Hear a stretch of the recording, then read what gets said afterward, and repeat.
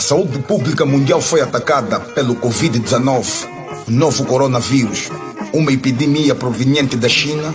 A economia global foi abalada. Países industrializados confrontam-se com a paralisação da produção. Bolsas entram em riscos de recessão. A propagação do surto pelo mundo levou a OMS, Organização Mundial da Saúde, a declarar situação de pandemia. O governo angolano, sob o respaldo do artigo 58 da Constituição da República de Angola, decretou o estado de emergência para promover medidas de prevenção e combate da propagação do vírus por vias do isolamento social generalizado. Forças de defesa e segurança foram acionadas. O exército foi posto nas ruas em grau de prontidão combativa elevada. A polícia em patrulhamento e sensibilização das populações. Serviços de inteligência ativado para o controle da soberania nacional. Os direitos e garantias dos cidadãos foram retirados. A ordem do dia é movida por medidas marciais.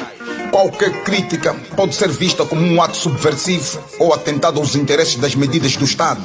Nestas circunstâncias, o governo tem o direito e legitimidade para defender os seus interesses, para prender sem notificação ou mesmo assassinar. Fiquei no silêncio em quarentena, a observar o estado de emergência, que destapou a realidade de uma Angola profunda e real, por falta de um contrato social.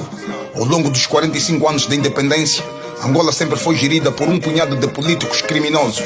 O Covid-19 mostrou as fragilidades e o subdesenvolvimento econômico de Angola.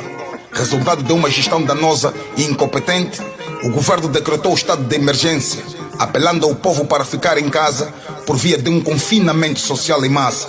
Mas infelizmente a população reagiu de formas diferentes por causa da ignorância e da pobreza extrema.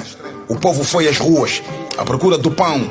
Mamães zungueiras, taxistas, micheiros, cupa-patas, mercados abertos, violando a quarentena e as medidas de prevenção decretadas pelo Estado. Senhor Presidente, nós, o povo angolano, somos a favor do cumprimento escrupuloso do estado de emergência, mas a barriga vazia fala mais alto do que a consciência. Por falta de um contrato social, o governo não deu garantias de condições mínimas para a população viver com dignidade ao longo dos 45 anos da independência e neste período de emergência. Em Angola temos problemas básicos: falta de água, emprego, habitação, energia elétrica, saúde. Como é que o povo vai cumprir o apelo governamental do confinamento social se a miséria, a fome, a humilhação e analfabetismo são as únicas heranças que o MPLA deu ao povo ao longo dos 45 anos da independência?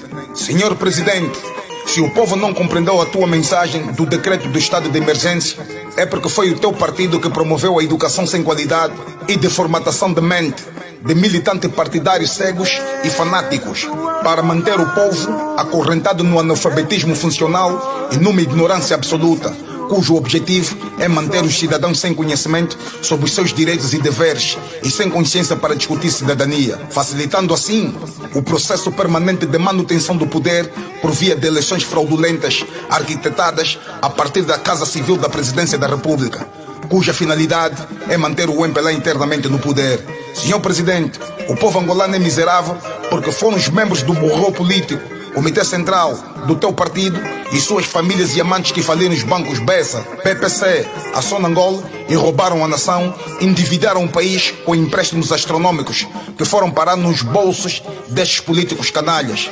Senhor Presidente, o povo angolano passa fome por causa da incompetência dos membros do teu partido na gestão da coisa pública. Senhor Presidente, nunca foi vontade das nossas mamães zungueiras, nossos manos cupapatas, taxistas, zungueiros e micheiros furarem o estado de emergência. Foi a panela vazia. Faço-te um convite, Senhor Presidente, para passar uma semana aqui no Kazenga, Vila da Mata, Xindovava, Kikolo, Zango, para radiografares o nível de miséria que nossas famílias estão submetidas por causa da má distribuição da renda nacional e da incompetência e ganância dos militantes do teu partido, que tornaram-se milionários e bilionários com a rapina dos cofres públicos e a acumulação primitiva de capitais. A condição de miséria extrema a qual o povo está sujeito é a fatura da gestão danosa e criminosa, com excessos de burocracia que não consegue dar um bilhete de identidade em tempo útil, sem humilhação aos cidadãos. Nossos filhos de 5 ou 10 anos não têm registro ou assento de nascimento.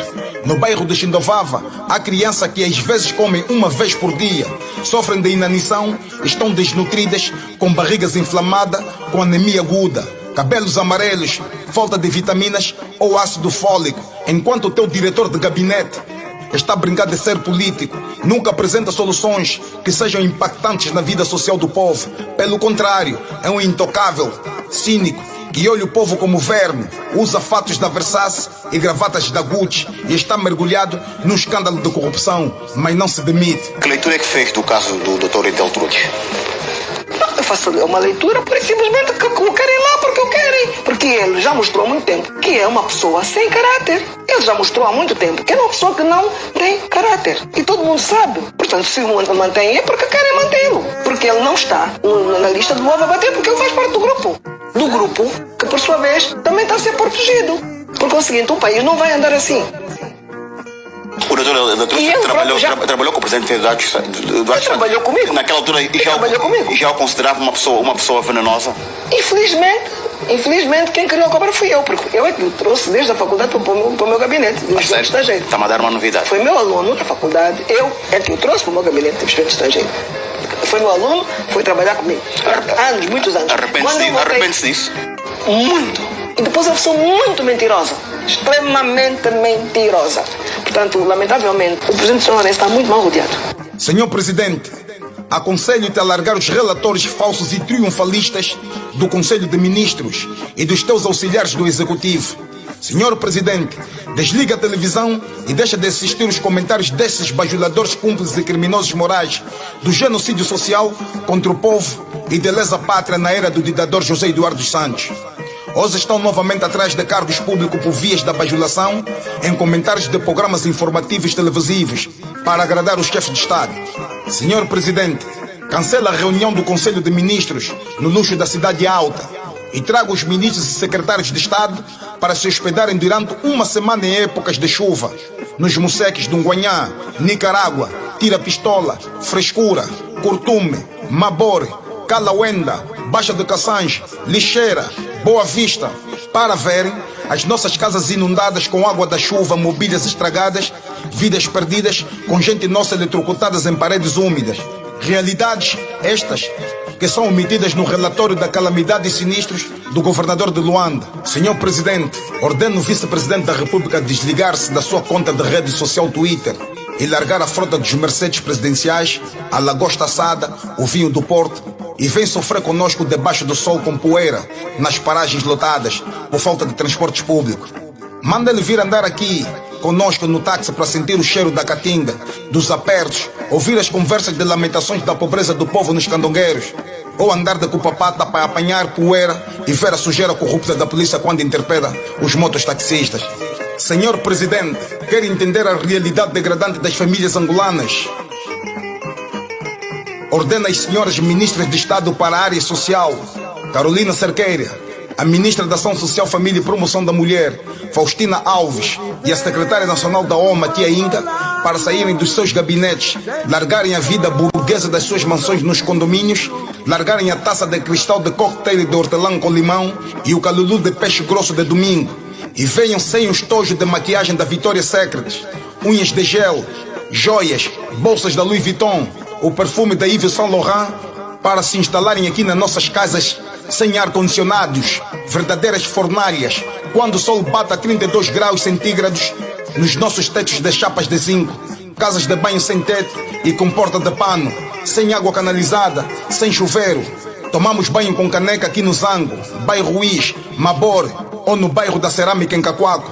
Senhoras ministras visadas, vos queremos hospedadas aqui durante 2 semanas para testemunhar o sofrimento das nossas mamás, que acordam às 5 da manhã para irem também com elas na zunga, com uma banheira de cebola ou de ovos na cabeça, deambularem a cidade com as nossas mamás, a pé debaixo do sol e da chuva, para trazer no final do dia um peixe ou 1 quilo de arroz para a gente comermos. Senhoras ministras, vêm também sentir a brutalidade do chicote do agente da polícia contra as zungueiras.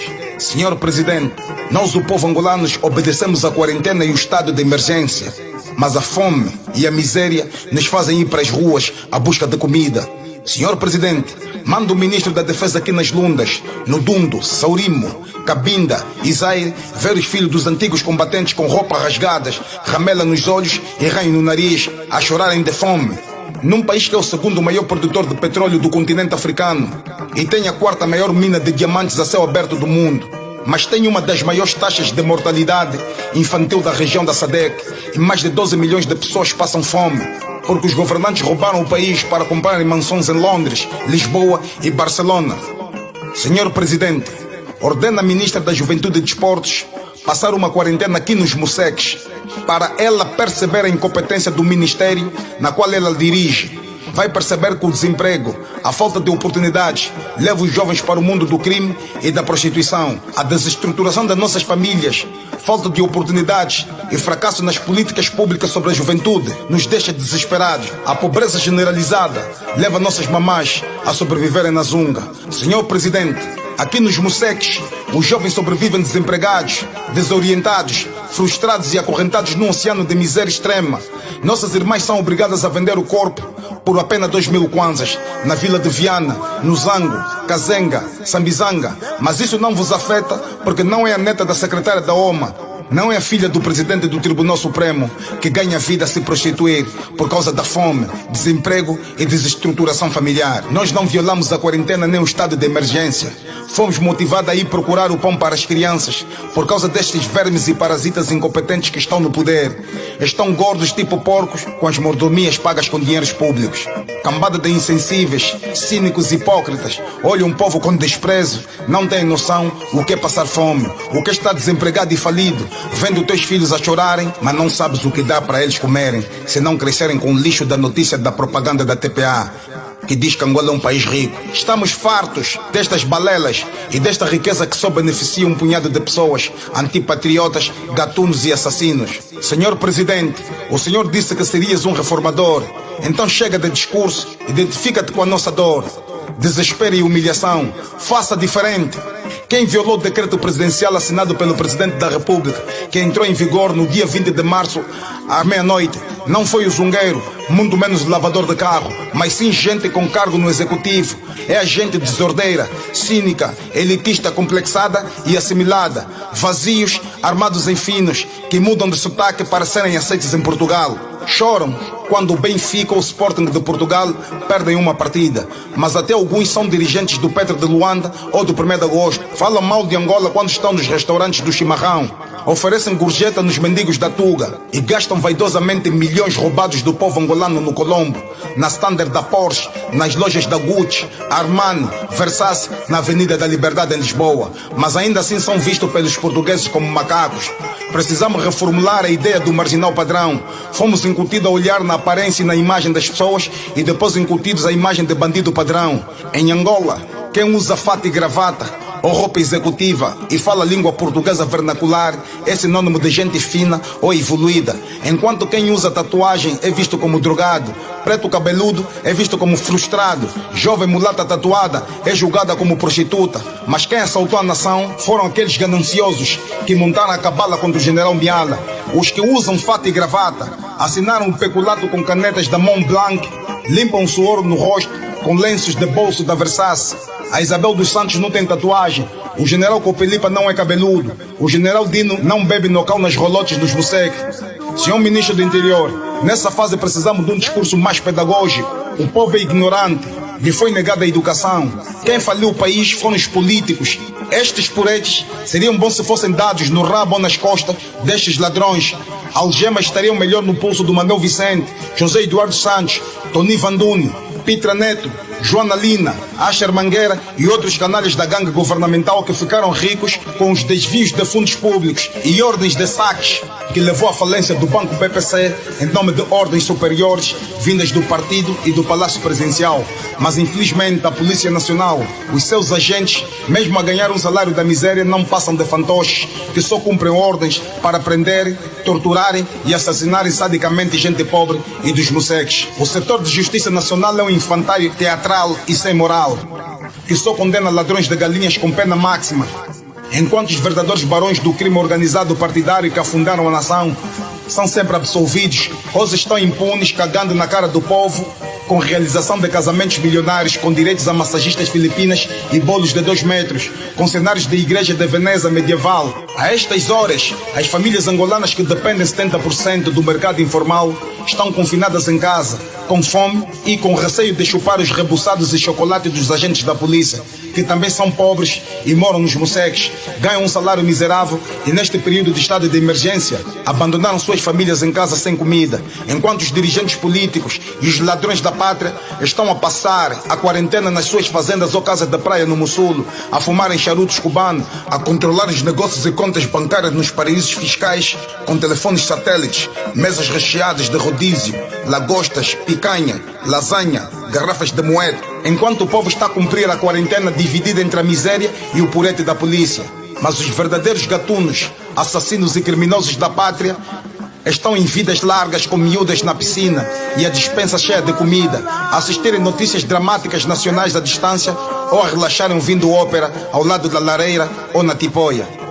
Povo angolano, fiquem em casa. É a única forma que a gente tem para travar a propagação do coronavírus. Conhecemos as realidades do país, mas vamos acatar as medidas do Estado. Quando acabar a quarentena e o estado de emergência, então precisamos reformular um contrato social. O governo precisa nos ouvir. Nós somos cidadãos e eles são governantes. Na paz e no amor.